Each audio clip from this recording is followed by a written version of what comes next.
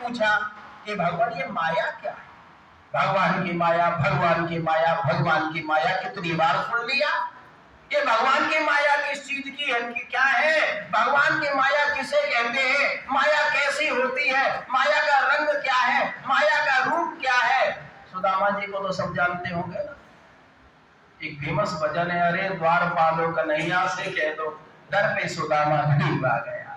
बाल्यकाल की बात है, कृष्ण और सुदामा दोनों ही यमुना जी में स्नान करने के लिए जाते थे। कृष्ण कर लिया।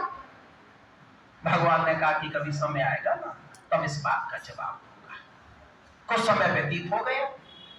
बंधु, एक दिन श्री कृष्ण और सुदामा दोनों ही प्रतिदिन के नियम के अनुसार यमुना जी में स्नान करने के लिए पहुंचे।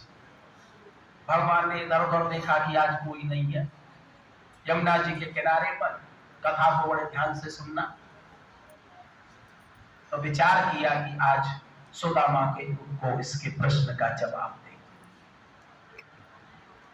कन्हैया ने कहा कि सुदामा चलो अपने कपड़े उतारो और कदम के पेड़ पर टांग दो और नहाने के लिए चलते हैं।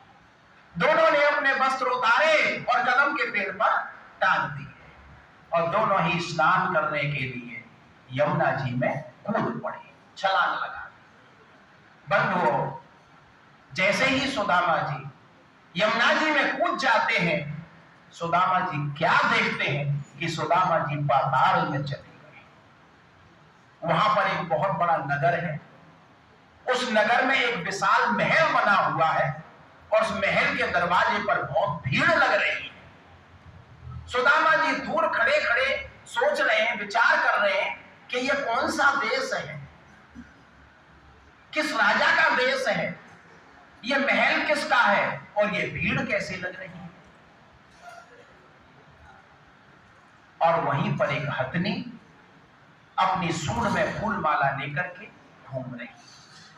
सुदामा जी ये सारा दृश्य अपनी आंखों से देखते रहे, क्योंकि आज वहां के राजा की मृत्यु हो गई है और उस राजा को शमशान भूमि पर ले जाने की तैयारी हो रही है।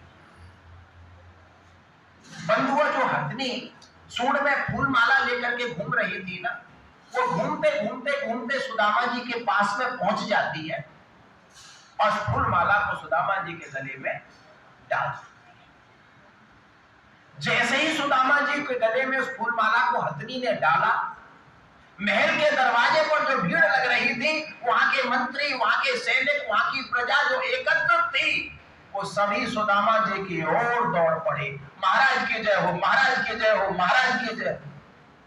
सुदामा जी को बड़ा आश्चर्य हुआ। अरे अरे भाइयों, ये क्या बोल रहे हो? मैं तुम्हारा महाराज कैसे हो गया?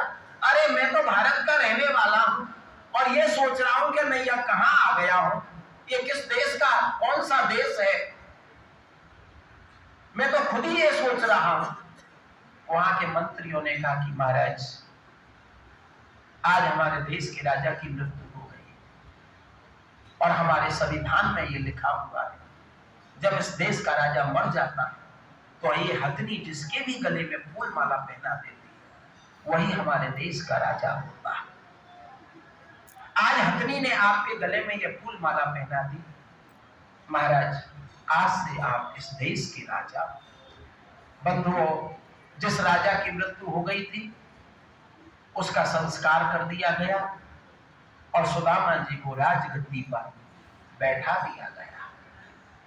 सुदामा जी को राजपाट, सोना चांदी, खजाना सब कुछ मिल गया।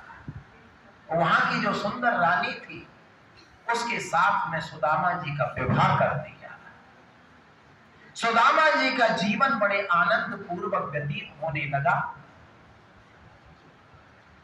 और बड़े आनंद के साथ में सुदामा जी अपना राज्य का कार्य चलाने लगे। राज्य करते करते सुदामा जी को हजारों वर्ष व्यतीत हो गए। बंधुओं, कहते हैं कि कोई भी व्यक्ति, चाहे कोई कितना भी बड़ा विद्वान हो, कितना भी बड़ा धनवान हो, हमेशा कोई सुखी नहीं रहता है और हमेशा कोई दुखी नहीं रहता है। दुख के बाद सुख और सुख के बाद जीवन में ये प्रसंग आते ही रहते हैं। जैसे दिन के बाद रात्रि और रात्रि के बाद में दिन।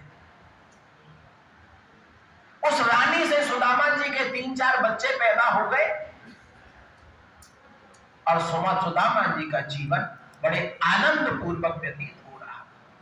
बंधुओं, देव योग से एक दिन रानी की मृत्यु हो गई। अब सुदामा जी पत्नी के लिए रोने लगे, चिल्लाने लगे। सारा नगर एकत्रित हो गया, वहां के मंत्री, वहां की प्रजा, वहां के सैनिक सभी एकत्रित हो गए। रानी की सब यात्रा को शमशान भूमि पर ले जाने की तैयारी हुई। मंत्रियों ने कहा कि राजा को भी नए वस्त्र पहनाओ। सभी लोग शमशान भूमि पर पहुंच जाते हैं। अंत्येष्टि क्रिया का कार्यक्रम प्रारंभ होता है, चिता तैयार होती है और चिता में अग्नि लगाने की तैयारी होती है। उसी समय मंत्री कहते हैं कि रानी के साथ में राजा को भी सती करो। सुदामा जी के कानों में जैसे ही आवाज पड़ी, अभी तक तो बेचारे पत्नी के लिए आंसू बहा रहे थे, पत्नी के लिए रो रहे थे। पत्नी का रोना तो बंद हो गया और अपना रोना शुरू हो गया। अरे अरे अरे भाइयों, ये क्या बोल रहे हो? मैं क्या सुन रहा हूं? अरे हमारे भारत में अब तो खैर सती प्रथा गवर्नमेंट ने बंद कर दी। किसी जमाने में पति के साथ में पत्नियां सती हुआ करती। सतियों के स्थान भी राजस्थान में कई जगह। सुदामा जी चिल्लाने लगे, अरे अरे भाइयों, ये क्या बोल रहे हो? हमारे भारत में पति के साथ में पत्नी को सती होते तो जीवन में बहुत बार देख लिया, बहुत बार सुन लिया, लेकिन पत्नी के साथ में पति को सती किया जाए, ये तो मैंने कभी नहीं सुना, कभी नहीं देखा। आप ये क्या बोल रहे हो?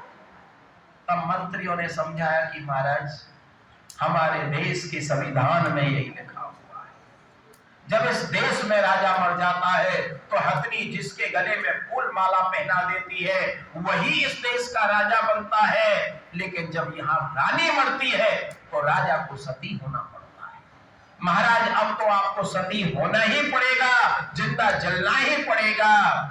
सुदामा जी ने जब ये सुना तो चिल्ला उठे, बचाओ बचाओ बचाओ, मुझे जिंदा जला रहे हैं। और बचाओ बचाओ करते करते जैसे ही हाथ ऊपर को किए, सुदामा जी क्या देखते हैं कि जल में से हाथ बाहर निकल आए और सामने श्री कृष्ण खड़े हुए मुस्कुरा रहे थे। सुदामा, क्या हुआ कि कृष्ण और तू यहाँ? भगवान ने कहा, हाँ, अरे मैं और तू दोनों नहाने के लिए आए थे, मैं थोड़ा सा पहले निकल आया और तू थोड़ी देर बाद में। और क्या हुआ? देख, हमारे कपड़े सामने टके हुए। सुदामा ने कहा कि अब ये बता दे कन्हैया कि वो सब क्या था?